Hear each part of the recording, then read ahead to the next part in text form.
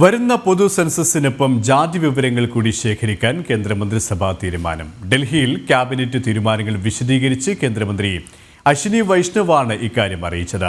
കേന്ദ്രമന്ത്രിസഭയുടെ രാഷ്ട്രീയകാര്യ സമിതിയുടെ തീരുമാനമനുസരിച്ചാണ് നീക്കമെന്നും അദ്ദേഹം കൂട്ടിച്ചേർത്തു. കോൺഗ്രസ് ജാതി സെൻസസിനെ രാഷ്ട്രീയ ലക്ഷ്യത്തോടെയാണ് കണ്ടതെന്നും അദ്ദേഹം വിമർശിച്ചു. In 2010, then Prime Minister late Dr. Manmohan Singh ji had assured the Lok Sabha that the matter of caste census should be considered in the cabinet. A group of ministers was formed to consider this subject. Most of the political parties had recommended caste census. Despite this, Congress government decided to conduct only a survey of caste instead of a caste census. That survey is known as SECC. It is well understood that Congress and its India alliance partners have used caste census only as a political tool. According to Constitution of India, census is a union subject. Some states have conducted surveys. I am repeating the word surveys to enumerate castes.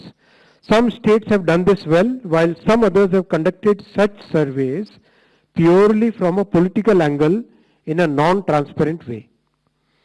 Such surveys have created doubts in the society. Considering all these facts and to ensure that a social fabric is not disturbed by politics, caste enumeration should be transparently included. I am emphasizing the word transparently included in the census instead of surveys. കൂടുതൽ വിവരങ്ങളുമായി ഡൽഹിയിൽ നിന്നും ഗൗതം ചേരുകയാണ്. ഗൗതം, ഓരോ നിമിഷവും നിർണായകമായ നീക്കമാണ് കേന്ദ്ര സർക്കാരിന്റെ ഭാഗത്ത് നിന്നും ഉണ്ടായിക്കൊണ്ടിരിക്കുന്നത്. ഈ ഒരു തീരുമാനവുമായി ബന്ധപ്പെട്ട അശ്വിനി വൈഷ്ണവ് കേന്ദ്രമന്ത്രി എന്തൊക്കെ കാര്യങ്ങളാണ് വ്യക്തമാക്കിയത്? KP ഇന്നിപ്പോൾ പ്രധാനമന്ത്രിയുടെ അധ്യക്ഷതയിൽ ചേർന്ന കേന്ദ്ര മന്ത്രിസഭാ യോഗം കൈക്കൊണ്ട ഏറ്റവും പ്രധാനപ്പെട്ട തീരുമാനങ്ങളിൽ ഒന്നാണ് രാജ്യത്ത് കാസ്റ്റ് സെൻസസ്, ജാതി സെൻസസ് നടത്തുക എന്നുള്ളത്. നേരത്തെ തന്നെ ഇതുമായി ബന്ധപ്പെട്ട ആവശ്യങ്ങൾ ശക്തമായിരുന്നു. മാത്രമല്ല UPA സർക്കാരിൻ്റെ കാലത്ത് 2011 ഈ കാസ്റ്റ് സെൻസസ് അത് ഒരു മുഴുവൻ കാസ്റ്റ് സെൻസസ് അല്ല, മറിച്ച് സാമൂഹികവും സാമ്പത്തികവുമായ കാസ്റ്റ് സെൻസസ് നടത്തി എങ്കിൽ പോലും അതിൻ്റെ വിവരങ്ങൾ ഇതുവരെ പുറത്തുവിട്ടിരുന്നില്ല. അതിനാൽ നരേന്ദ്രമോദി സർക്കാർ ഇപ്പോൾ ജാതി സെൻസസ് രാജ്യവ്യാപകമായി നടത്താൻ തീരുമാനിച്ചിരിക്കുകയാണ്. ഈ വർഷം രാജ്യത്ത് സെൻസസ് നടക്കാൻ പോവുകയാണ്. 2011 അവസാനമായി സെൻസസ് നടന്നത്.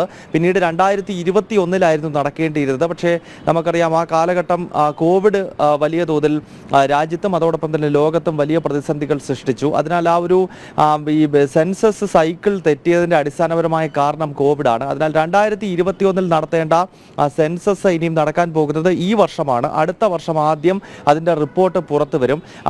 അങ്ങനെ ദേശീയ തലത്തിൽ നടക്കുന്ന സെൻസസിനൊപ്പം ജാതി സെൻസസ് കൂടി ഉൾപ്പെടുത്തിയുള്ള ഒരു സെൻസസ് ആകും നടത്തുക എന്നാണ് ഇപ്പോൾ കേന്ദ്രമന്ത്രി അശ്വിനി വൈഷ്ണവ് ഈ കേന്ദ്ര മന്ത്രിസഭാ യോഗത്തിൻ്റെ തീരുമാനം വിശദീകരിച്ചുകൊണ്ട് വ്യക്തമാക്കിയത്. ഇത് ചരിത്രപരമായ ഒരു തീരുമാനമാണ് എന്ന കാര്യത്തിൽ യാതൊരു സംശയമില്ല. കാരണം ജാതി സെൻസസ് നടത്തണമെന്ന ആവശ്യത്തിന് വർഷങ്ങളുടെ പഴക്കമുണ്ട്. കാരണം 1931 ബ്രിട്ടീഷുകാർ നമ്മുടെ രാജ്യത്ത് ഭരിച്ചിരുന്ന കാലഘട്ടത്തിലാണ് ഏറ്റവും അവസാനമായി കാസ്റ്റ് സെൻസസ് നമ്മുടെ രാജ്യത്ത് നടന്നത്. അന്ന് 1931 എടുത്ത കണക്കുകളുടെ അടിസ്ഥാനത്തിലാണ് ഇപ്പോഴും കാര്യങ്ങൾ മുന്നോട്ട് പോകുന്നത്. അതിനാൽ സ്വതന്ത്രാനന്തര ഇന്ത്യയിൽ 1951 ആദ്യ സെൻസസ് ആരംഭിച്ചുവെങ്കിലും അതിൽ ഒരിക്കൽ പോലും ജാതി സെൻസസ് ഉൾപ്പെടുത്തിയിരുന്നില്ല. 2011 ജാതി സെൻസസ് അത് പൂർണ്ണമായ ഒരു സെൻസസ് ആയിരുന്നില്ല, മറിച്ച് വിവിധ ജാതികളുടെ സാമൂഹികവും സാമ്പത്തികവുമായ അവസ്ഥ സംബന്ധിച്ചുള്ള ഒരു പഠനം നടന്നിരുന്നു. പക്ഷേ അതിൻ്റെ വിവരം പുറത്തുവിടാൻ മൻമോഹൻ സിംഗ് സർക്കാർ തയ്യാറായിരുന്നുമില്ല. അതിനാൽ നരേന്ദ്രമോദി സർക്കാരിൻ്റെ കാലത്തെങ്കിലും ജാതി സെൻസസ് നടത്തണമെന്ന ആവശ്യത്തിന് വലിയ തോതിലുള്ള ശക്തിയുണ്ടായി. എന്തായാലും ഇപ്പോൾ കേന്ദ്ര സർക്കാർ അത്തരത്തിലൊരു ചരിത്രപരമായ തീരുമാനം കൂടി കൈക്കൊണ്ടിരിക്കുകയാണ്.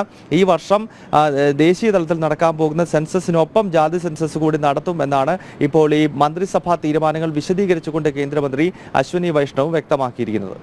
മറ്റൊരു ചരിത്രപരമായ തീരുമാനം തന്നെയാണ് കേന്ദ്രമന്ത്രിസഭയുടെ ഭാഗത്തു നിന്നുണ്ടായത്. ഡൽഹിയിൽ നിന്നും ഗൗതം അനന്തനാരായണനാണ് വിശദാംശങ്ങൾ നൽകിയത്.